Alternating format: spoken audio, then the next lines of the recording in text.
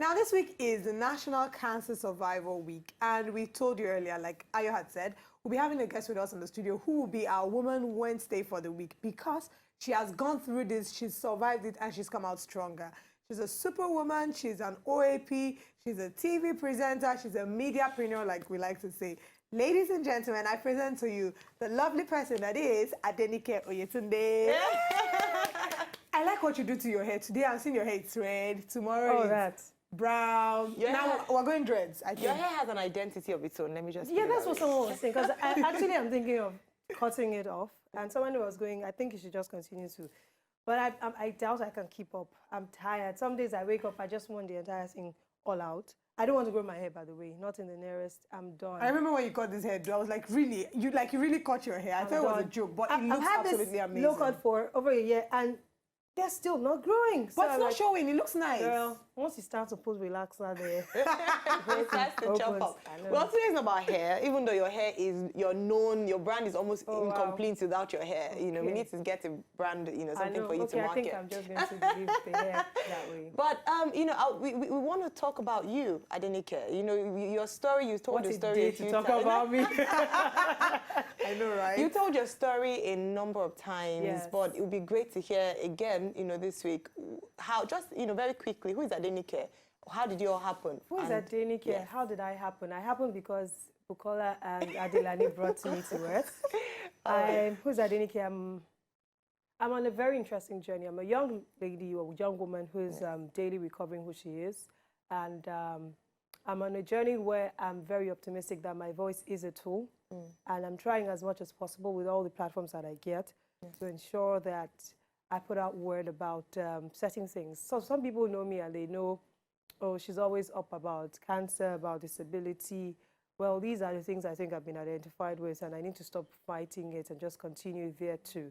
So Adenike is evolving, even in media, thinking of doing so many other things. There's so many ideas in my head. I used to be very stubborn, but gradually getting to a better place. I'm a cancer survivor, which I think is one of the most interesting journeys or part of the journey. You're a part of the journey of my life.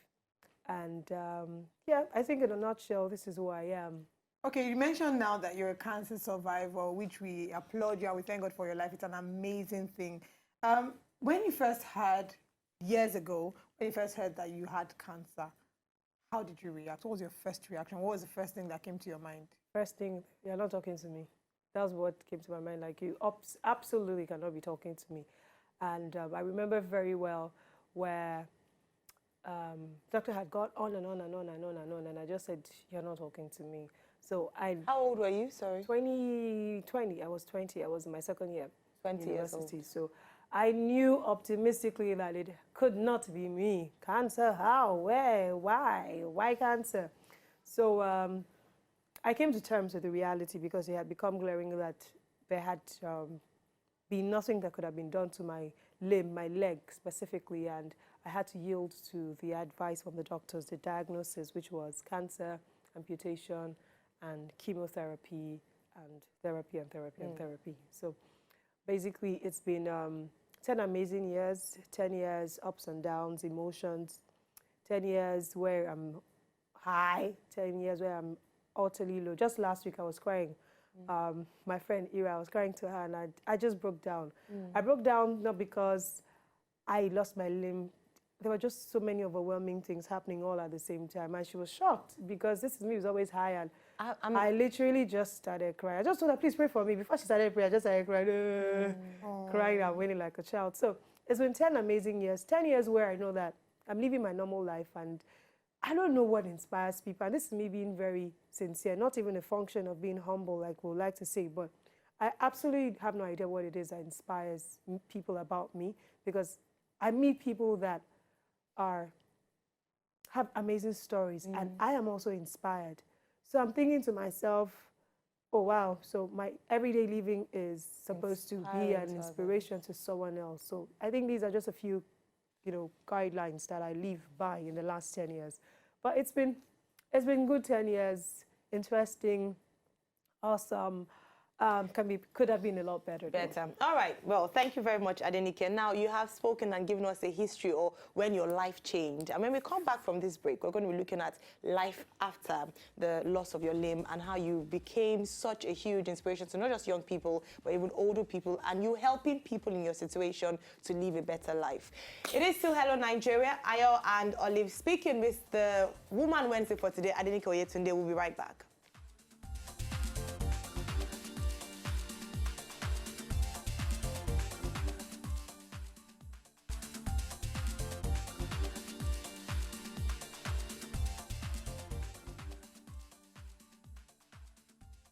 Welcome back to the show. This is still Woman Wednesday on Hello Nigeria, and we've been speaking with Adenike Oyetunde. She shared with us a very inspiring story of how she has come to where she is and life before cancer and during the amputation. Now, you mentioned before we went on break how you broke down last week. You know, a lot of people see you as a superwoman. People don't understand that beyond the superwoman, there are times when you actually do break down.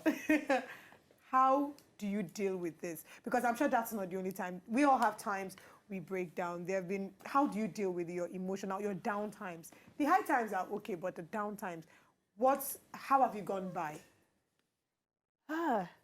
It might sound cliche, but I think it took me the journey of self-discovery. So I needed to discover who I was. I had absolutely no way of doing or knowing who I was or who I am without having to take me back to my roots being God. So it's not a function of knowing God and always remaining high. It's absolutely not that way. But it's a better understanding that there is a conscious effort that I must take in maintaining the momentum of where it is I am with God and my joy level and my happiness, knowing full well that everything literally kills you in Nigeria, according to Ayo Shoguru's book. You know, every single thing wants to kill you and choke out the life from you. So every day, I think, for me is a different day. It might sound very abnormal, but it's a different day. And I always say, you know what, today has its own challenges. Every day before I live, you know, just help me live through each day. Do you sometimes feel that in Nigeria in particular, you losing your limb has prevented you from achieving some things? And how do you overcome that feeling if you do feel that way? Because there's some people who feel they're in a disadvantaged position and trying to out of that position still be what they wanted to be. Because, of course, before the age of 20, you must have had dreams, aspirations, what you wanted to do. Oh, I need to mention real quick that she's my learned colleague. She's a barrister. Do you think that the incident affected you from achieving your potential? Thankfully, it didn't. Okay. How did you manage? I didn't even know. It didn't occur to me until a few years ago that actually I'm doing the things that I had always set out doing. Maybe I thought about it one day. Maybe I would have been married if I had both natural limbs. I just randomly thought about it. But I think it absolutely doesn't have anything to do with it, because the truth is I've had more advances than I did when I had both my limbs. And it's been crazy, from the weirdest of reasons to the ones that you're wondering, this kind of sounds pretty weird. So I don't think it's stopped me. Maybe it slowed me down, truthfully. But I'm still going on a pace, or at a pace that I'm sure with consistency I would get the things that it is that I want. Great. I miss wearing, there's certain things I can't wear, certain styles I can't wear, and I'm always, sometimes I think to myself, oh my gosh, if I had to wear it. Someone who makes outfits for me all the time, Vowe, is always saying, oh my God, if only, if only. Everybody says it, if only, but I think we've come to terms with that, and we know how to run around, what to do, how to do the things I can do at my own time.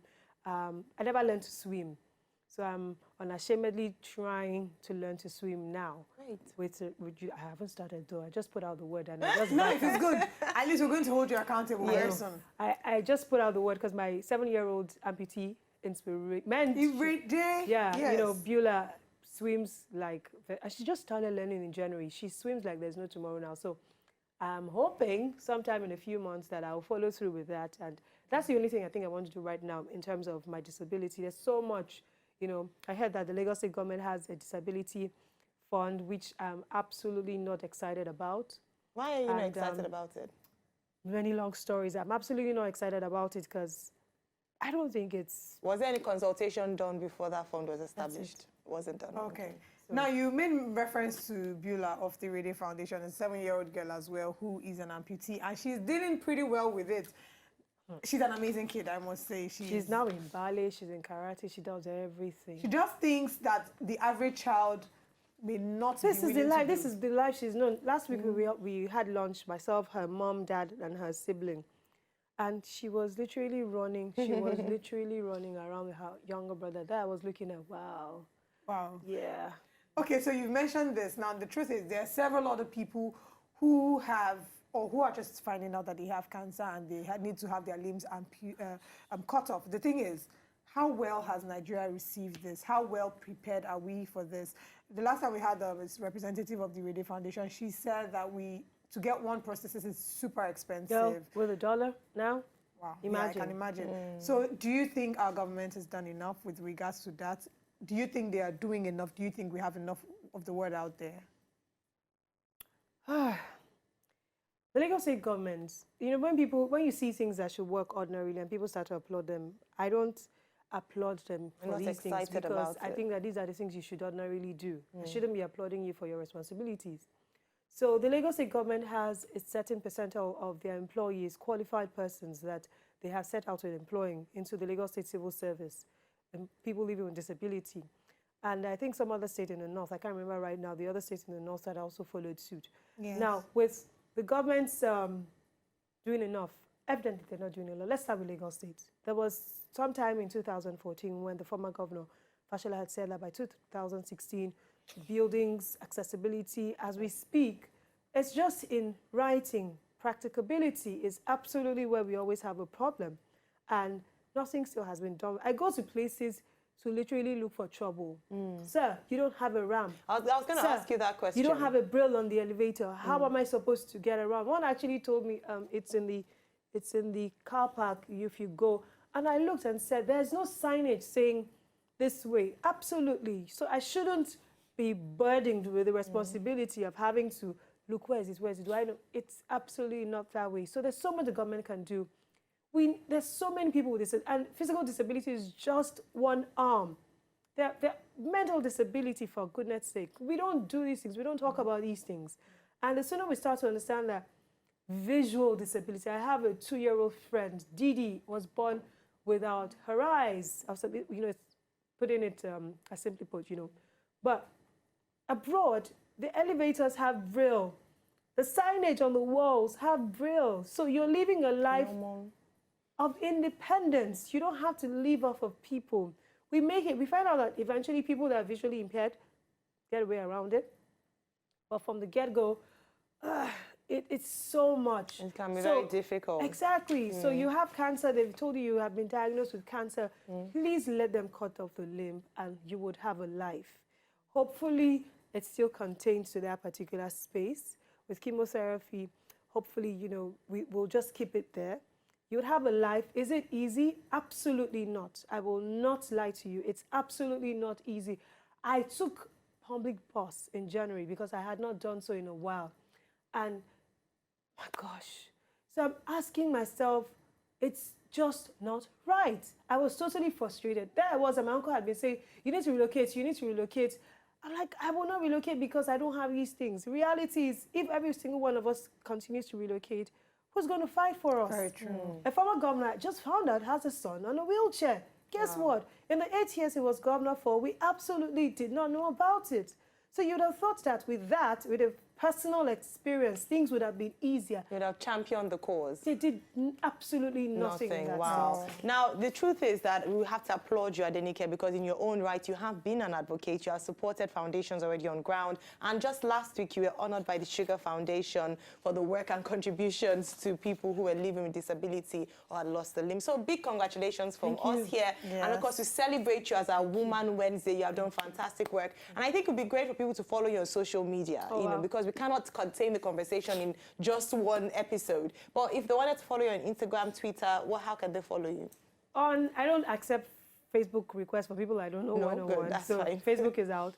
On Twitter, Adenike Oyetunde. Okay. On Instagram at Adenike Oyetunde. All right, fantastic. All So right. Twitter, Adenike Oyetunde, and Thank you guys for Instagram. honoring me. It means a whole lot. Thank you so thank much. you. Ayo Thank to you for Olive and coming. to Benga. Thank you very for much. coming. You have been an inspiration, and we do hope that people watching out there who feel like, you know, life is not complete because a part of them is not there. Well, Adenike here shows you that you can do it. Yes, you can. So go out there and achieve your potential. And even for those who have just recently found out that they have some form of cancer or the other, it's not the end of the world. She conquered it, you can conquer it too.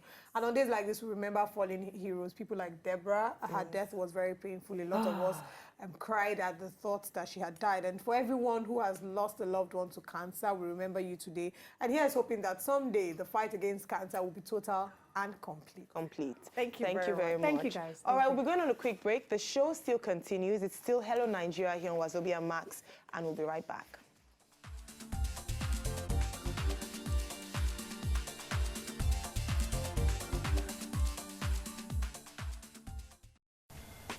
To enjoy more of these our Ogbonge videos when you just watch, press this button to subscribe on top of our YouTube page. You go love am.